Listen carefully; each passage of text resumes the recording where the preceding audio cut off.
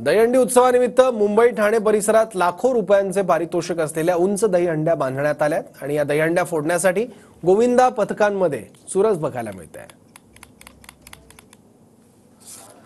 मुंबई ठाणे परिसरात लाखो रुपयांचे पारितोषिक सुद्धा आहेत। दहीहंडी उत्सवानिमित्त मुंबई ठाण्यात हा सगळा जल्लोष तयारी बघायला मिळते। याबद्दल आणखी माहिती घेऊ आपले प्रतिनिधी अक्षय मंकणीकडून। अक्षय, सौरभ, नक्कीच आज दहीकालाचा उत्सव आहे आणि दहीहंडीचा उत्सव जो आहे तो मुंबईभर नव्हे महाराष्ट्रभर संपूर्ण जोशात साजरा होताना सध्या आपल्याला पाहायला मिळणार आहे। थोड्याच वेळापूर्वी संपूर्ण या दहीहंडी उत्सवाला जी आहे ती सुरुवात होणार आहे। सध्या आपण दादर आयडियल बुक डेपो जवळच्या छबिलदास रोडवरती आहोत आणि पारंपरिक इथंची दहीहंडी असते आणि जवळपास आयडियल बुक डेपोच्या या दहीहंडीचं यंदाचं 50वं वर्ष आहे आणि महिला गोविंदा पथकाकडनं ही संपूर्ण जी दहीहंडी जी आहे ती फोडण्यात येते। आपण पाहू शकतो की महिला गोविंदा पथक जे आहे ते सध्या या आयडियल बुक डेपोच्या या संपूर्ण दहीहंडीच्या उत्सवामध्ये सामील होताना पाहायला मिळत आहे।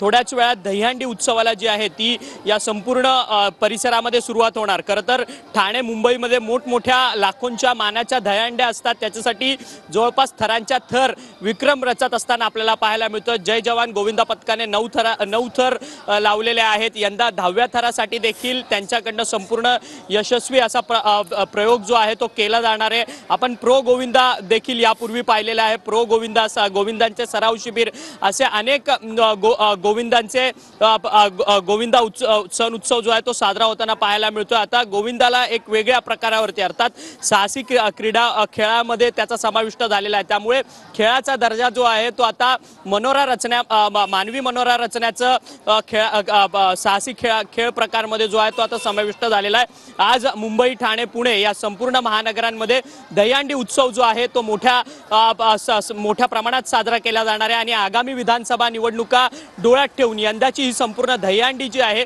ती राजकीय असणार, यात कोणताही वाद नाही। कारण की सर्वाधिक राजकीय पक्षांकडनं यंदाच्या दहीहंड्यांचं आयोजन जे आहे ते करण्यात आलेलं आहे। त्यामुळे तरुणांना ठीक आहे, धन्यवाद अक्षय माहितीबद्दल। तर आपले प्रतिनिधी वेगवेगळ्या भागात आहेत, मुंबईच्या वेगवेगळ्या भागात जल्लोष आणि आता तयारी केली जाते आहे थरावर थर रचण्याची।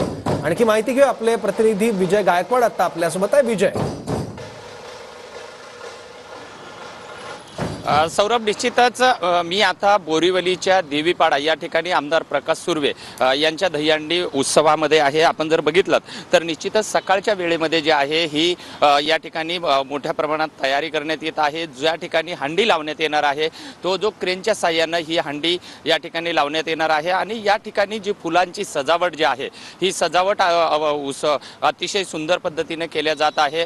या ठिकाणी आनंद दिघे असतील, त्याचनंतर हिंदू हृदय सम्राट बाळासाहेब ठाकरे असतील, उपमुख्यमंत्री देवेंद्र फडणवीस असे विविध जे मोठे मोठे कटआउट जे आहेत या आमदार प्रकाश सुर्वे यांच्या दहीहंडी उत्सवामध्ये लावण्यात येणार आहेत।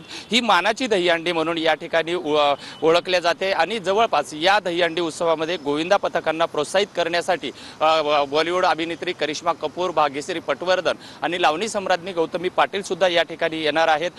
जवळपास 9 थर लावणाऱ्या गोविंदा पथकांना या ठिकाणी 1 लाखाचं जे प्रथम पारितोषिक जे आहे हे देण्यात येणार आहे। आज दिवसभरामध्ये मुंबई परिसरामध्ये जो आहे हा गोविंदांचा थरावर थर लावण्याचा जो थरार जो आहे हा मुंबईकरांना पाहायला मिळणार आहे आणि बोरिवलीच्या देवीपाड्यामध्ये सुद्धा दुपारच्या नंतर हेच गोविंदा पथक जे आहेत हे या ठिकाणी आपले थर लावणार आहेत। ठीक आहे, तर आपले प्रतिनिधी निवृत्ती बाबर आता आपल्यासोबत आहे। जय जवान गोविंदा पथक त्यांच्या सोबत आहे। आपण थेट निवृत्तीकडे जाऊयात। निवृत्ती,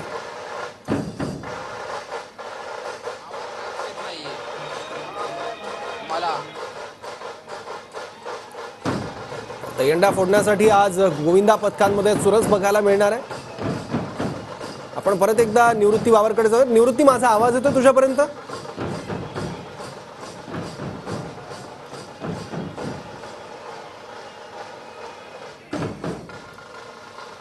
कारणांमुळे निवृत्तीपर्यंत आपला आवाज पोहोचत नाहीये, पण दहीहंड्या फोडण्यासाठी गोविंदा पथक यांच्या चेहऱ्यावर उत्साह दिसतोय